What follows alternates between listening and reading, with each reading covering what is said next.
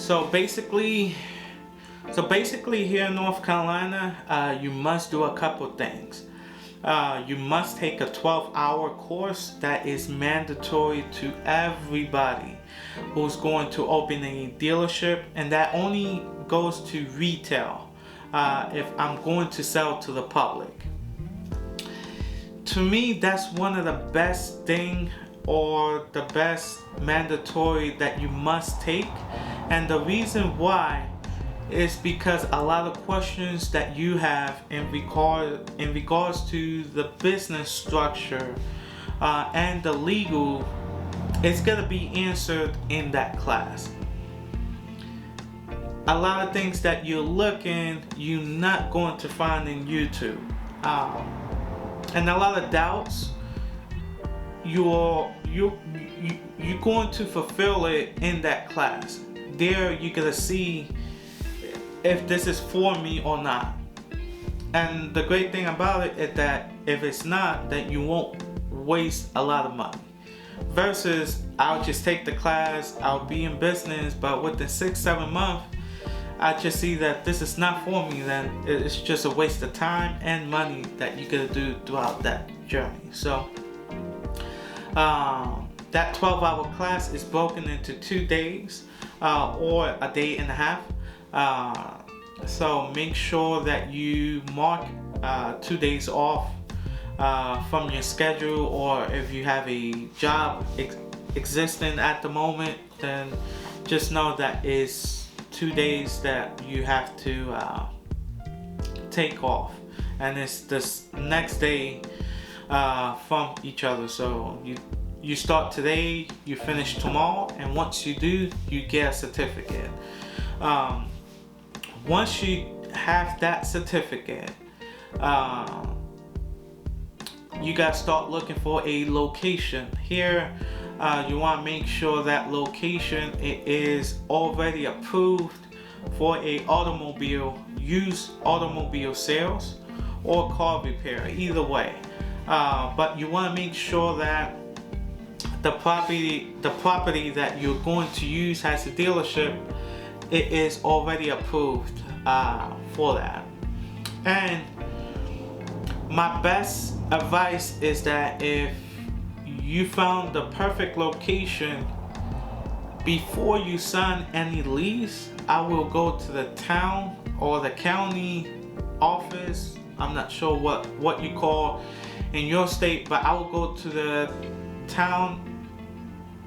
I'll go to the office first to kind of find out if this location would be suitable for a used car lot. And there you can know if it's going to be approved or not. And that's my best advice for you to do first, because if you go by what the landlord says, and let's say at the end of the day you go in and try and register the car lot, and if it's not approved, now you're tied into a lease, and you potentially just lost that down payment and first or last month, whatever you paid, you are going to lose it basically. So I don't go by what the landlord says. I go by what the town and county, what they tell me. If it's approved, then hey, let's go sign paper, sign the lease, and let's get it moving. My best advice is not to go big. Make sure your overhead is so low, so that if you just sold, let's say 1 or 2 vehicles, then that would be enough to cover all your dealership expenses. Now, if you climb into that $15,000, $2,000, $3,000, $4,000 of rent, then it makes it a little bit harder to cover those costs. Starting out, start small. You get your dealer license. You went to the town and county, you went to the county office, and if they told you that yes, it will be approved for a used car lot, then you can start with the paperwork and you will have to get a letterhead saying that the property is approved for a used car lot, because you're gonna need that to prior for the DMV inspector to come in and inspect the location. So you're gonna need that to show in order to get your license. So once you got that approved, you got your lease signed. Now you need a general liability or garage insurance, and basically that's gonna cover if God forbid you have an accident, that's gonna cover the other person who you had a collision with. Make sure you speak with your agent and ask for, what would be the difference for coverages to cover your vehicles. Also, what coverages will cover my cars or my inventory that is sitting out there, that if a hail damage comes in, a bad storm, somebody crashing into the car lot, you want to make sure that your inventory are covered. So apart from the general liability, you will need a $50,000 bond. That $50,000 bond, if God forbid anything happens, typically the lawyers, they're gonna go after your bond, because basically it's just saying the dealership has $50,000 to basically cover the dealership if anything were to go wrong. Now, the bond is and let's say this, the liability and the bond, they go head to head, because they go by your experience in the automobile and how good or bad your credit is. So the higher your credit is, the lower it's going to be. So for example, in my situation, I think the insurance, I'm paying about $2,000, I believe, but that $2,000, that's for the whole year. And how they do their finance, so I think you pay half of that and the other half you pay on a monthly basis. The bond was about $440, but that covers for 3 years. So, and it varies. Like I said, they all go by how good or bad your credit is. Make sure you protect your dealership, and that is making your dealership into a corporation, being a LLC, a C Corp, S Corp, limited partnership. You want to get with your accountant to see which one of those is going to be best suitable for your dealership, because that will protect yourself, that will protect the dealership and your personal belongings. That will separate. So if if somebody gonna come in and sue you, they can't go after your personal stuff.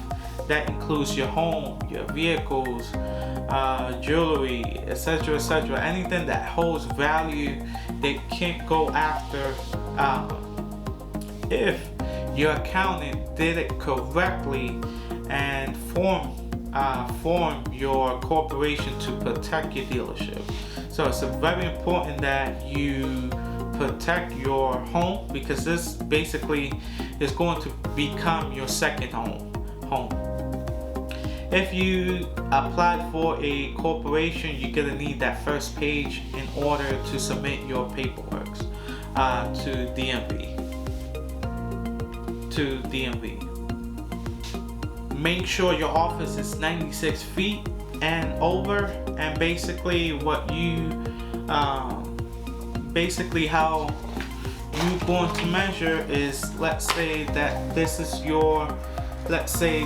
the location, this is the office, you are inside the height, so what that gives you, and the width from the inside your office, and whatever number you got from the height and whatever you got from the width, you get a times that, and that number is going to give you how much your office, the footage of your office, how many feet your office has. So you want to make sure it's 96 feet and above. Now, a few things you want to have in mind: if you ever been convicted within the 5 years or convicted at all, you probably might be disqualified. But all of that information, the 12-hour course, they gotta let you know if they gotta let you know who will be approved and who will not. And if you ever been convicted or how severe your situation is, then you could let the teacher know, probably in private. You could let them know your background, and he or she might be able to let you know if you could be able to get approved or not. This way, it's gonna save you all this headache from trying to get your dealer license, and probably at the end of the day might get rejected. So that's the great thing. This is why I tell you that it's very important to take that class. Well, it's mandatory, but a lot of questions, a lot of doubts, you gotta get answered in that class. And that's all, guys. Hopefully, I wish you the best luck on getting your dealership license. If you have any questions, any concerns, you could drop it in the comment section. I will do my best to answer all your questions or your doubts in regards to getting your dealer license. Make sure you hit that subscribe. I'm not selling you no course. I'm not selling you no books. I'm not selling you one-on-one consultation. My philosophy is that if God has been able to bless me and my family, then my part and my rights is to be able to transfer that blessing to you. And if you want to receive that blessing, and if you feel that you've been blessed, then if you feel that you've been blessed by this channel, then all I want you to do is just hit the like button, and if you haven't, hit the subscribe. And many success.